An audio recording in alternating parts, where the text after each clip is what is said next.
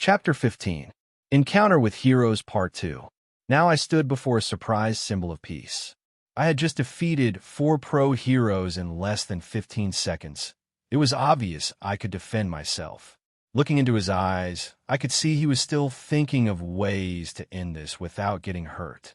If you don't fight seriously, you won't really be able to capture me, I said slowly, my tone clear this time. This sentence must have sealed the deal.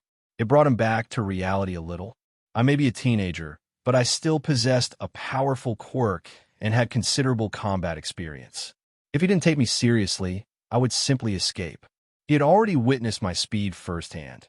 He realized that a police blockade wouldn't stop me for a second. His expression seemed serious, somewhat forced. I could take a few hits, don't worry about it, All Might. My tone took a cheerful turn. He began to look determined again.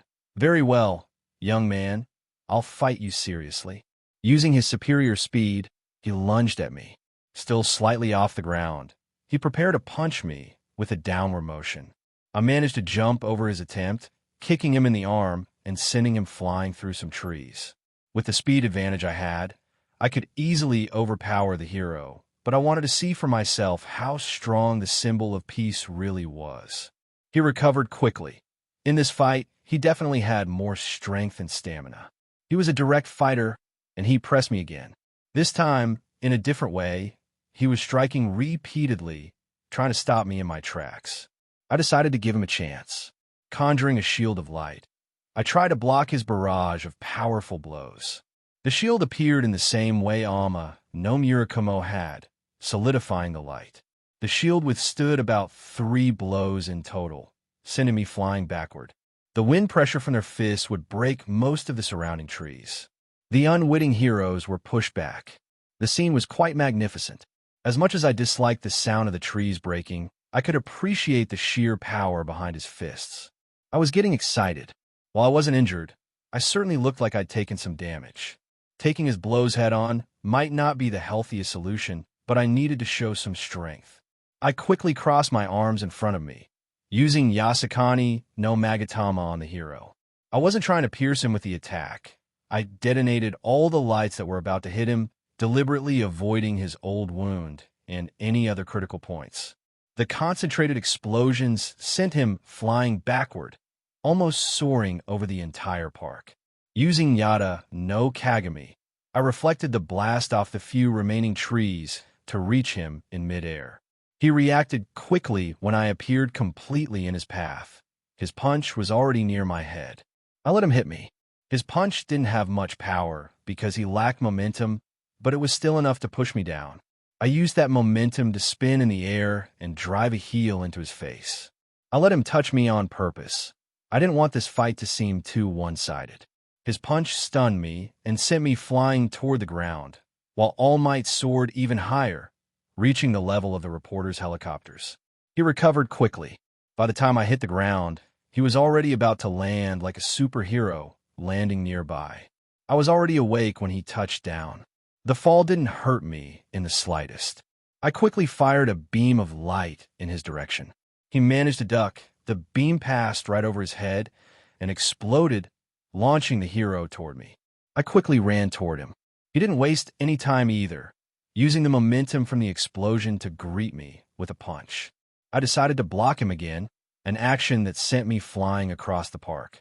I landed right next to a group of police officers and heroes. I quickly flew back into the fray, not wanting it to end yet. We exchanged blows.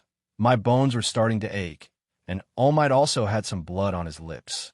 As All Might and I continued fighting with great fervor, Eraserhead briefly regained his sight. He was positioned behind me, still on the ground.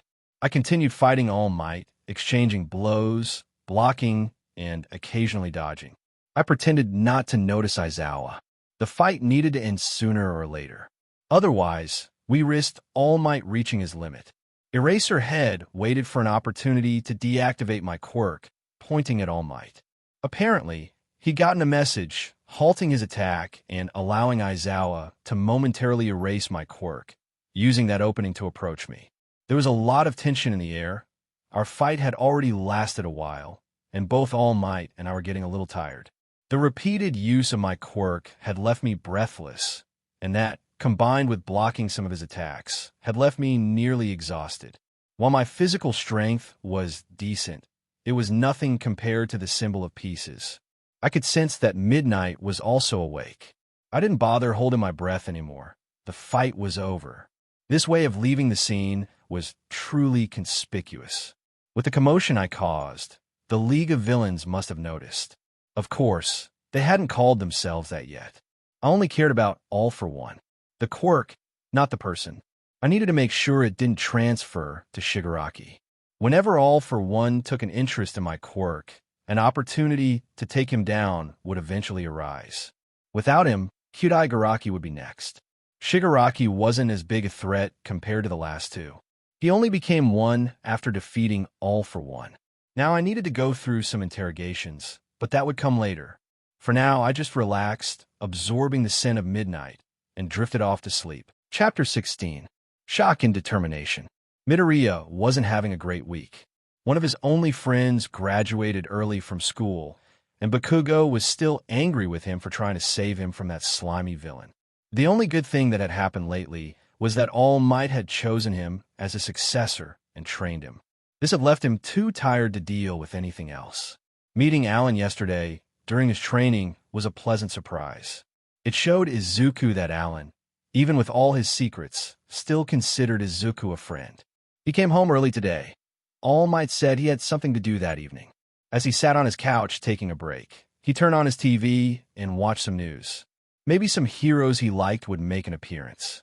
While watching the news anchor suddenly stopped talking and seemed somewhat surprised. She began speaking rapidly. We've received breaking news regarding the identity of the notorious vigilante Yellow Flash. A photo of Allan's ID appeared on his television screen. Seeing Allan's picture didn't surprise him as much as he'd thought. He'd already subconsciously realized his friend was a vigilante. What he felt now wasn't betrayal or fear. He was worried about his friend's safety. A 15-year-old boy who recently graduated from a local high school. Even the news anchor seemed quite surprised by the information she was reading aloud. We'll now switch to a live broadcast of a team of police officers and heroes attempting to apprehend the aforementioned young vigilante. Suddenly, Izuku perked up, seemingly shocked by what he was hearing. Since his appearance, no hero had even come close to the vigilante. Were they now trying to capture him? Thinking back, he remembered what All Might had told him. He'd seemed extremely serious while saying it. This made Izuku realize that the symbol of peace was going to be involved. He couldn't help but feel even more worried when the news anchor cut to a helicopter. It seems the symbol of peace has also joined the fray. He could hear a reporter commenting on the situation. His voice was quickly ignored. Most people were too focused on what was happening to hear him. Now, back home, everyone could see the vigilante. He wasn't even in his costume, but he was still noticeable. He was the one surrounded by a group of pro-heroes. Midoriya recognized most of them. Midnight, Best Jeanist, Snipe. The only one he couldn't recognize was the one with the scarf, but All Might was there. He could see them talking, though the news helicopter couldn't pick up the sound of their conversation because of its engine. They were probably trying to dissuade Allan, hoping to end the day without any conflict. It didn't seem to be working as planned. The fight started abruptly, Allan moving too fast for viewers at home to keep up. In a very short time, he had defeated all the heroes except All Might. Midoriya was shocked. He had seen Allan fight before, mainly against Kaken, but this was on another level. He already knew how strong the pro-heroes were. He had written hundreds of pages about their strengths. Seeing 4 of them fall so quickly was shocking. The next few minutes of the fight were even more shocking.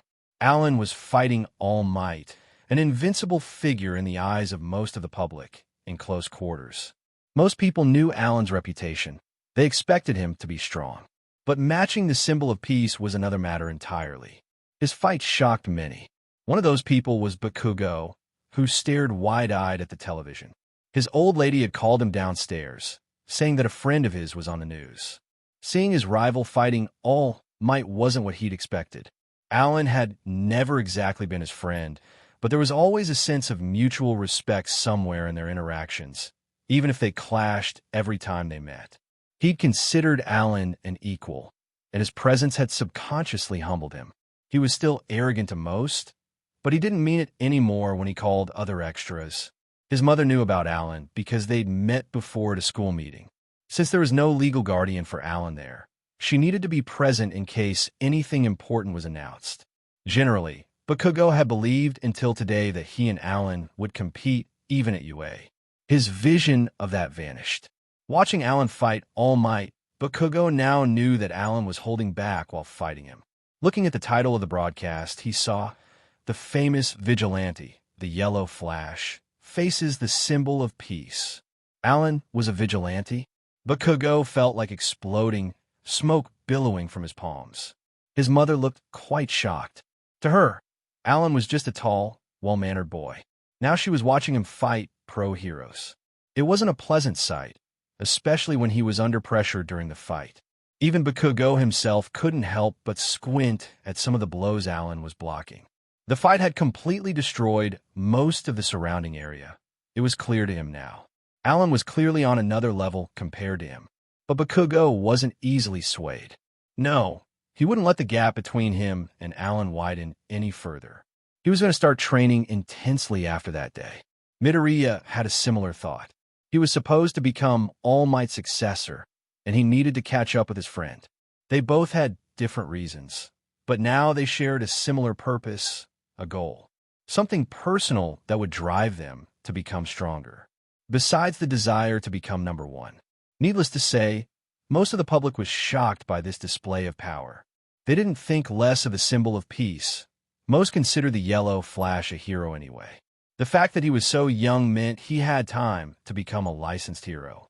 Seeing the yellow flash defeated did little to deter the public when it came to his growing fame, even when he was put to sleep and arrested by the police. Most of the news sites didn't really dare call this what it was.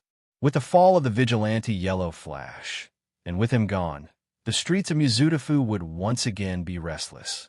The heroes now needed to fill the void they had created. Chapter 17. Interrogation. When I woke up, I was in a gray room, locked to a table, my hands and feet cuffed with heavy restraints. I could only describe them as a completely useless effort. They don't have C-stone in this world, therefore, they have no real way to restrain a Logia user. The room was so bland. Seriously, who uses gray for their walls? Try to escape my restraints was pointless. They were most likely monitoring this cell. As expected, a few minutes after I woke up, the door to my poorly decorated cell opened. The heroes who captured me entered, along with the chief of police and the detective who discovered my identity. All Might wasn't there, at least not in his hero form. He was just Skinny Might now. Without even letting them speak, I began. Hey guys, quite a coincidence that we're meeting here. Huh. Some looked surprised, others amused. Naomasa still seemed particularly worried. I guess I'll have to lighten the mood a bit. We'll take you to an interrogation room. The chief of police quickly recovered from my unusual greeting. Yes, I noticed that. Quick, you guys really need to fire your interior decorator. This room isn't up to par. My lazy, slow jokes seemed to annoy the chief of police a little, and Aizawa wasn't exactly amused either. The only decent reaction I got was from Midnight and Snipe, a small chuckle. They quickly stopped when Eraserhead glared at them. Tashinori was sweating. The chief coughed a little and continued. All right, we'll remove your straps from the table. They removed the straps, and beneath my large restraints were smaller ones. God, they really went all out for safety. I stood up from the table. My actions seemed sudden to them. I could feel some people tense up. Midnight prepared to tear a bit of his suit. Calm down. I won't try to escape. By the way, I hope you weren't hurt last night. I really went toe-to-toe with All Might. I hope it didn't affect you too much. I was using a cordial tone. To be honest, I wasn't really paying attention to anyone besides Aizawa and Midnight. Well, I got crushed under a tree during your fight. But it wasn't really your fault. Snipe was being friendly here. It was entirely my fault. All Might did most of the collateral damage anyway. Aizawa said sulkily. It was probably a bit salty that I pointed out his weakness. Tashinori also seemed a little guilty about Aizawa's punch. They led me to a small room with a table in the corner. They sat me down facing the door, while the detective sat directly across from me. A woman was waiting in the room. I could remember it was Naomesa's sister, Makoto. She had a kind of lie detector. If I think about it, I really wasn't planning on lying anyway. Naomesa still seemed a little tense, even with all my attempts to lighten the mood. The others left the room, leaving me, Naomesa, and his sister alone. They were probably watching the interrogation on a screen. Makoto put her hand on my shoulder before we began the questioning. Looking into my somewhat somber brown eyes, Naomesa started asking the usual random questions about my name, age, and the validity of my identity. I answered truthfully. Each time I gave an answer, Makoto simply nodded if it was genuine. I tested her reaction to lies by claiming that I was the Prime Minister of Zimbabwe. She just looked at me and didn't even bother to deny it. After some banter and a few questions answered, Naomesa began to ask me more about my past. What was the reason you became a vigilante? His tone was the same as the other questions, but this one obviously carried more weight. It's actually quite simple.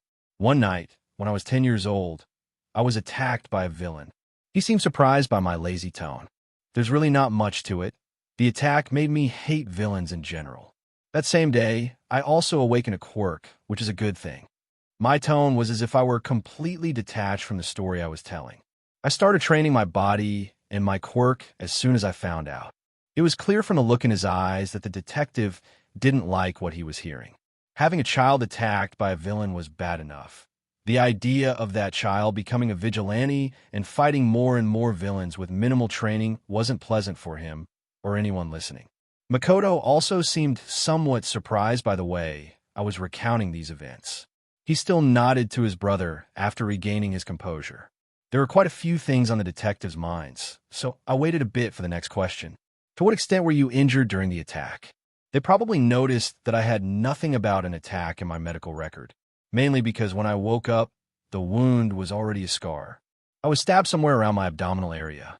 The villain probably thought I'd bleed to death. He, once again, seemed to be sweating a little. The fact that I didn't go to the hospital sounded a bit more tragic than necessary. The next question was still related to the injury. How did you recover from that injury? There's nothing to suggest you went to the hospital for it. He was referring to the fact that I reported my quirk shortly after he woke up. Well, when I woke up, I was already healed. It could be because of my quirk. It has a minor healing factor, I said in a practical tone. My quirk enhanced my physique to the point where some injuries would heal very quickly. But that was after training, so technically I wasn't lying at all in my statement. What happened to the villain who attacked you? This question was a bit obvious. Naturally, he wanted to know what happened to the psychopath who attacked a small child. Oh, I caught him a year later. In fact, it was my first on-camera appearance. There were quite a few more questions about the situation. This was a bit of a surprise to the detective. He was probably thinking I'd done something worse to the villain who attacked me. He realized I wasn't lying. Throughout this exchange, I was cooperative and talkative. I knew I had to wait a while. During your time as a vigilante, you didn't seriously harm anyone. Naomesa probably expected me to give her a reason for that, and to express my opinion on lethal action against villains. I believe the law is what should punish villains. I was just helping them get brought to justice faster. In a way, this was also true. I never considered myself judge, jury, and executioner. I only caught the villains. I never cared what happened to them afterward. The questioning continued. She kept asking for details about my circumstances, the orphanage, my childhood. I answered them all honestly. I had no reason to lie anyway. Before the questioning ended, Naomesa added, "With your situation, we really can't give you much time in any detention center." She paused for a moment. "For now, we'll conduct some psychological evaluations to check for any hidden issues stemming from your experiences." After that, they took me to another cell. This one had a bed, a desk, and a potted plant. It even had a toilet and a mirror. Most likely, the police chief didn't want to hear me complain about the decor again. Now I had to wait again. They had to check if I was safe to stand trial. After all, there would still be a trial. Vigilantism was still a crime. But they needed to consider my age and mental state. Chapter 18. Deal and Villains. It's been about 3 weeks since my interrogation, and my psychological test came back clean. I was as strong as everyone else. The only thing that came up was that my maturity was slightly above that of a normal 15-year-old. My trial will be at the end of this week. It will be a public trial, and cameras will even be allowed. Now, sitting in my cell, I could sense 3 people approaching. When the door opened, a rat-bear-dog hybrid greeted me. Who knows? It was Nizu. Behind him were Tashinori and Aizawa. I greeted them with a big smile on my face. Oh, good day. I'm glad you decided to visit me in my humble abode. I could see the veins on Aizawa's forehead.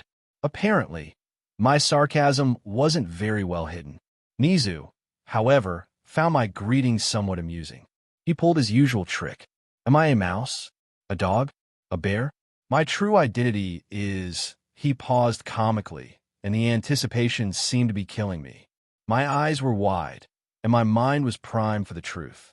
The principle of UA. I suddenly felt like I was dying inside. I don't even know what I was expecting.